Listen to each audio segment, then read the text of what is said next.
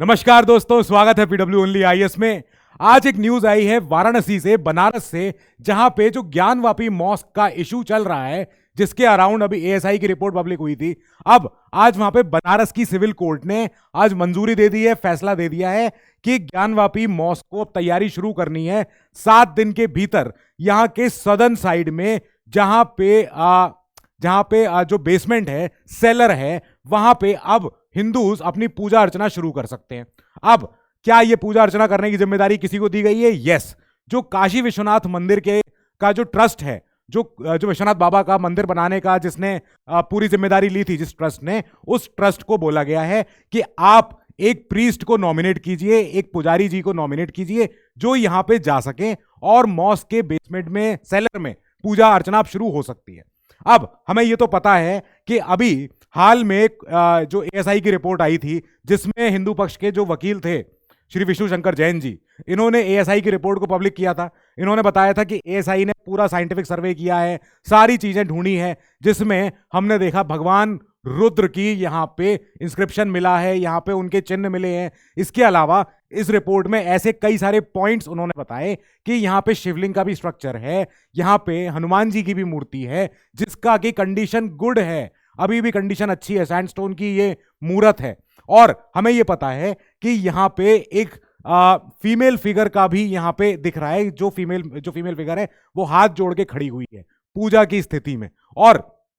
कई सारे और भी पॉइंट्स हैं जो मिले हैं। ठीक है, तो ये सब इंडिकेट करते हैं कि यहां पे कोई नॉर्दर्न मंदिर, उस समय के अनुसार जो नॉर्दर्न इंडिया में जो टेंपल हुआ करते थे, वैसा स्ट्रक्चर तो था यहां पे। अब ये इंडिकेशन तो हो गया है। ठीक है, ये बात समझ में आ गई। अब ये हुई थी रिपोर्ट जब पब्लिक हुई थी, तो जो ज्ञानवापी जो केस में जो हिंदू पक्ष के वकील हैं श्री विष्णु शंकर जैन जी, उन्होंने इस रिपोर्ट को पब्लिक किया था, मीडिया कॉन्फ्रेंस हुई थी, सारी उन्होंने यहां पे बातें बताई कि ये सब था। अब एक बार थोड़ा केस में पीछे चलिए। जब हमने देखा था कि बाबा विश्वेश्वर, स्वयंभू भगवान विश्वेश्वर जो ज्योतिर्लिंग के लोग यहां पे गए थे, और उन्होंने कहा था कि यहां पे विश्वेश्वर भगवान का यहां पे मूर्त थी, मंदिर था, इसको औरंगजेब ने हटा के यहां पे एक मंदिर का एक मस्जिद का यहां पे निर्माण करवाया था। अब ये औरंगजेब ने करवाया था 16th सेंचुरी में, यानी 1500 से लेके 1599 के दौरान के बीच में कहीं पे यहां पे ज्ञानवापी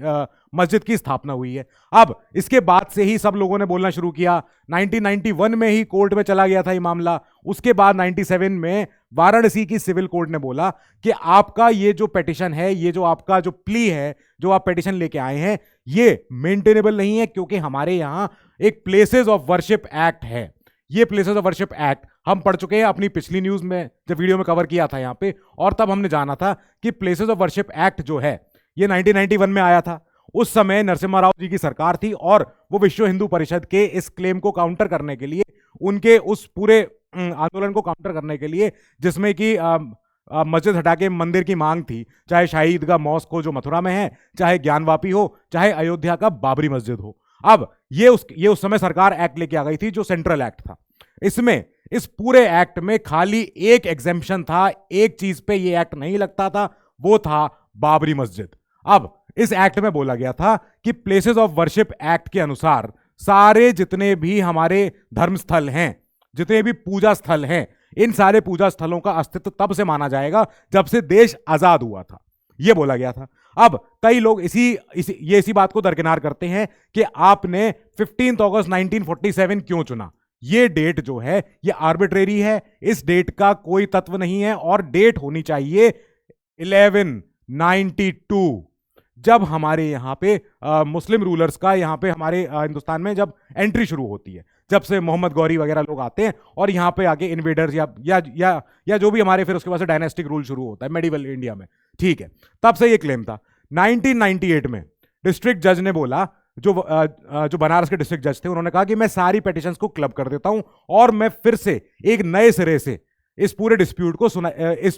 सुनवाई शुरू करता हूं। फिर इसके बाद क्या होता है, इलाहाबाद हाई कोर्ट स्टे लगा देता है कि नहीं, ऐसा नहीं होगा, और वाराणसी सिविल कोर्ट अभी ये जो करना चाह रहा है ये नहीं होना चाहिए। फिर 22 साल तक यहां पे स्टे कंटिन्यू होता रहा। फिर क्या होता है, 2020 में प्लेंटिफ्स अगेन ये बनारस के सिविल कोर्ट के पास जाते हैं और बोलते हैं कि सर, इतने साल से ये स्टे पेंडिंग है, जबकि सुप्रीम कोर्ट ऑलरेडी कह चुका है कि कि जब भी स्टे का ऑर्डर हो तो 6 महीने में उसका रिवीजन हो जाना चाहिए। क्या उस पर और स्टे लगा रहे हैं, क्या उस पर और स्टे लगा रहे हैं, ये सुप्रीम कोर्ट पहले ही बोल चुका था कि हमारे पास ये नहीं ऐसा होना चाहिए कि स्टे लगा हुआ है तो लगा ही हुआ है, 20 साल लगा रहे, ये ऐसा ना होने पाए। फिर इलाहाबाद हाईकोर्ट ने इसके बाद फिर से स्टे कर दी proceeding in the Kashi Vishwanath mandir, ठीक है, यहां पे ज्ञानवापी मस्जिद केस में। तो इसके बाद 2021 तक ये केस चलता जा रहा है, चलता जा रहा है। हमने उसके बाद देखा कि 2021 में जब फिर से 5 महिलाएं ये अपनी एक पिटीशन लेके गई थी कि हमें मंदिर के पीछे की तरफ, सॉरी मस्जिद के पीछे की तरफ, जहां पे हमें ऐसी फोटो दिखती हैं, जहां पे हमें ऐसा इशू दिखता है कि हाँ यहां पे हो सकता है कि कोई मंदिर की स्थापना है, यहां पे कोई मंदिर का स्ट्रक्चर है। कई लोग जब उन्होंने देखा कि जब काशी विश्वनाथ मंदिर का रीडेवलपमेंट हो रहा था, आसपास के इलीगल स्ट्रक्चर को जब हटाया गया तो मंदिर का बैक साइड देखा गया, वहां देखा गया कि ऐसा जो स्ट्रक्चर है ये तो कोई भी सोच सके कि क्या पता कि यहाँ पे कोई हिंदू मंदिर रहा हो पहले, तो ये चीज निकल के आई। इसके बाद से लोगों ने पूछना शुरू किया कि क्या हम यहाँ पूजा अर्चना कर सकते हैं, क्या ऐसा हो सकता है कि हम यहाँ जा सकते हैं पूजा अर्चना करने। इसके बाद ये केस आगे और बढ़ता है और बढ़ता है और जाता है। अभी क्या होता है कि ये कंट्रोवर्सी 2019 में आ जाती है, जब बाबरी मस्जिद के अराउंड भी कंट्रोवर्सी सब शुरू हो चुकी थी। फिर यहां पे क्या होता है 2021 में जब 5 हिंदू महिलाएं ये बोलने तो फिर ये बोलने जाती है कि हमें यहाँ पे प्रेयर करनी है, हमें यहाँ पे हम मस्जिद में अंदर भी नहीं जाना चाहते हैं, हम पीछे की तरफ जहां पे हमें मूर्ति दिख रही है एक, हम वहां पे पूजा अर्चना करना चाहते हैं। फिर इसके बाद क्या होता है, ज्ञानवापी मॉस्क का एक सर्वे होना शुरू होता है, जो वाराणसी कोर्ट कहती है कि हम चाहते हैं एएसआई यहाँ पे वीडियोग्राफी करे, यहां पे वीडियोग्राफी करे और कैमरे से ये देखे कि उन्हें क्या क्या दिख रहा है। अब ये जब कैमरे वाली बात हुई थी तब उस समय ये बात शुरू हुई कि नहीं नहीं यहाँ कोई शिवलिंग नहीं है, और जो all India Muslim personal law board है और जो अंजुमन इंतजामिया है, जो मस्जिद कमेटी, उन्होंने कहा कि नहीं नहीं यहाँ पे सिर्फ फाउंटेन है, आप लोग उसको शिवलिंग कहते हो, ऐसा नहीं है, ठीक है, ये सब बातें अलग है। फिर इसके बाद all India Muslim personal law board जो है वो ये बोलता है कि कोर्ट का ऑर्डर वीडियोग्राफी करने का गलत है, अनुचित है और प्लेसेस ऑफ वर्शिप एक्ट के हिसाब से गलत है, इलीगल है, वायलेशन में है, ये नहीं होना चाहिए। फिर इसके बाद क्या होता है 2022 में वाराणसी के जो डिस्ट्रिक्ट कोर्ट होते हैं वो अंजुमन इंतजामिया का ये वाला क्लेम खत्म कर देते हैं कि आप ऐसा ना बोलें, ये नहीं हो सकता है। 2023 में मई में वाराणसी के डिस्ट्रिक्ट कोर्ट एग्री करते हैं कि हाँ हम एएसआई की हम इस डिमांड को सुनेंगे, पूछेंगे कि क्या यहाँ पे हो सकता है कि नहीं, शिवलिंग अगर है या फिर फाउंटेन है, जो भी आपका क्लेम है ये सब हम तब मान पाएंगे जब हमारे पास एविडेंस हो, वीडियोग्राफी के प्रूफ्स हो, सब कुछ हो। फिर इसके बाद क्या होता है कि हाईकोर्ट भी अपहोल्ड करता है कि ठीक है वाराणसी कोर्ट अगर सुनना चाह रहा है आगे सुने, इस बात को और ज्यादा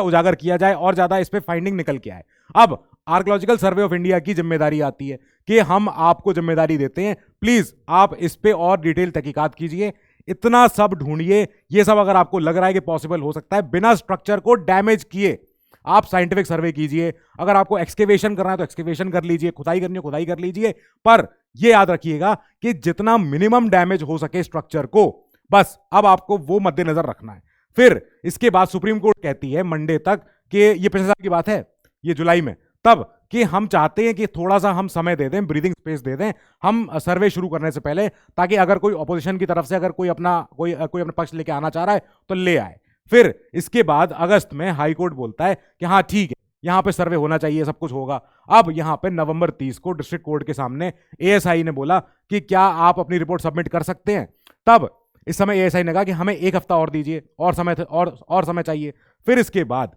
आर्कियोलॉजिकल सर्वे ऑफ इंडिया ने फाइनली दिसंबर 18 को लास्ट ईयर पूरी अपनी रिपोर्ट को एक सील्ड एनवेलप में, एक बंद लिफाफे में यहां पे सबमिट कर दी कोर्ट के सामने कि ठीक है सर हमारी रिपोर्ट कंप्लीट हो गई है, हमने अपनी फाइंडिंग कर ली है। यही फाइंडिंग्स थी जो हमने यहां देखी थी। जब